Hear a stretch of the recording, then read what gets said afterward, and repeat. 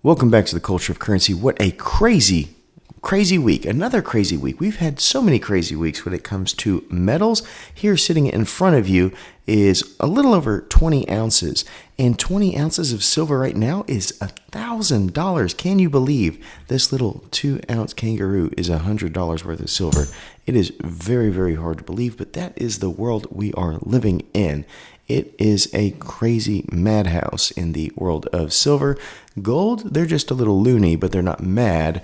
So we'll get to all that today as we get into the metals and the markets and all of that. But I do want to remind you that today, this video is sponsored by Apmex, the American Precious Metals Exchange. They're still doing the big fall sale. So what are you doing? You should be out there looking for amazing silver deals, because we know anything that's some type of a coupon for silver right now is something worth considering.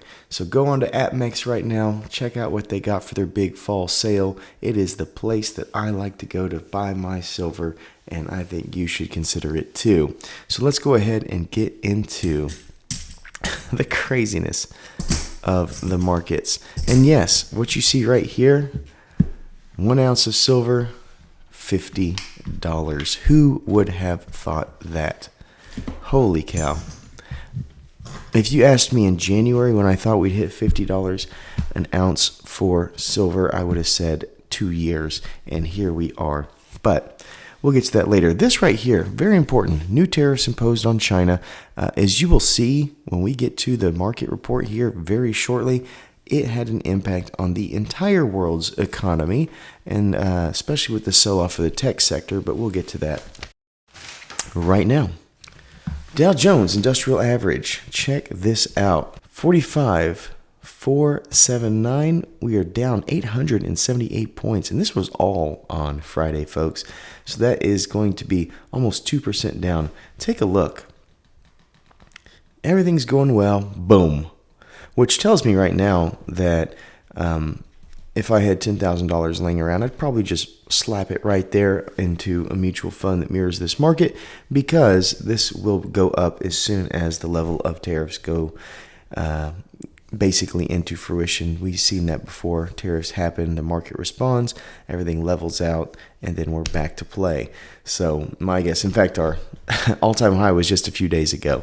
So my 2 cents is, hey, everything's on discount right now. Go out there and then buy it on 2% less than you probably would have paid, depending on what you're buying, and then ride it all the way back up.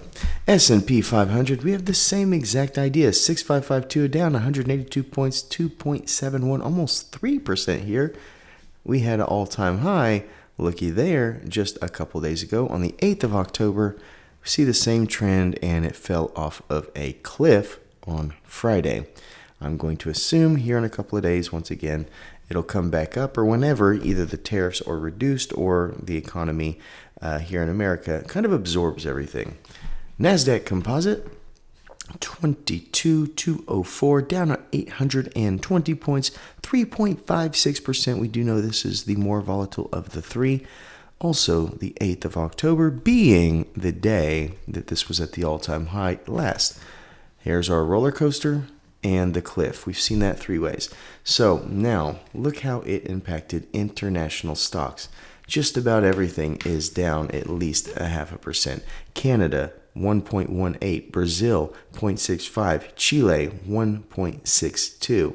The EMEA, which is going to be the European, Middle East, and African index, negative 1.25. The Eurozone, 1.57.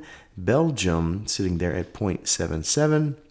France, 1.53. Germany, 1.5. We had Italy at 1.74. We've got the Netherlands here, 1.87. Crazy times. Spain at 0.69. Sweden sitting there at 1%. Switzerland, another 1%. We have the UK at almost a full percent, 0.86. And the FTSE 250 in the UK at 1.14%. We then go to the Asia Pacific. We see China dropped almost a full percentage. Hong Kong, 1.73. We have Japan at 1%. And looky here at South Korea, wanting to show off there in the positive, almost 2%, 1.73. Very cool there. Thailand, negative 2%. Absolutely crazy times, folks. Like I said, absolutely crazy times. But we know that right now, this stuff right here is what you want to have. This is absolutely in a high position, and it's probably going to just go higher for at least a little bit. But my guess is that eventually it'll level and maybe even retract. We'll see. Maybe it'll be when interest rates go down more. I'm not sure, but I could see it leveling and being back at $48 within the end of the year. But hey, I've been wrong before, and as my wife tells me, I'm wrong a lot. So that being said, we'll see. So let's go ahead and look at our silver spot price for this week. Look there, $50.44 US. That is $2.11 rising for this week. We see that on the 7th, it really started to climb, and it just didn't really stop. That is another 4.37% just for this week. And we'll show you what it has been for the entire year in a second, which is still just blowing my mind.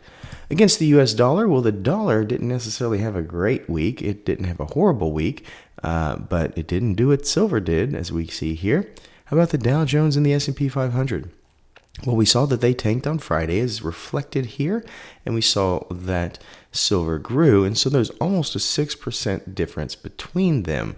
But let's take a look for this year to date, because the markets, honestly, this year have grown, I want to say it's about 10 to 12%, but look what it did versus silver. Holy cow.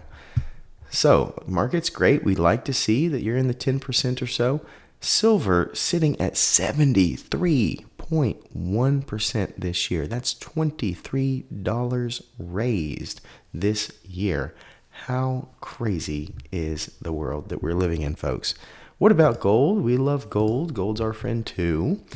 Gold sitting as, for this week, 3.9% gained. It's $4,033.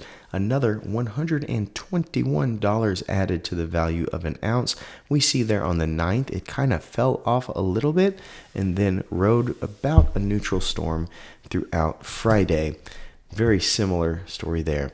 US dollar and gold, well, gold still wins the day because they're at 3% and the US dollar is under 1%, but it's still in the positive, which we love. Dow Jones Industrial S&P 500. Well, we know the delta is going to be about 5 on that because the Dow Jones and S&P were sitting at negative this week, and we see gold in positive. But let's again look year to date. There we are. It doesn't seem quite as big of a disparity as silver because we're only talking about 50%, which is still crazy. It's not the 73% of silver, but it is enough to get the job done. So very, very interesting stuff happening this week in metals. Will it stop? Will it keep going? Do we have a pause in sight? I don't know. I'm still buying stuff as I always have, and I will keep doing so. I want to know in the comments if you are going to as well. So that is what we have for you today. Thank you so much for coming by, and remember, as always, to stay classy and current with the culture of currency.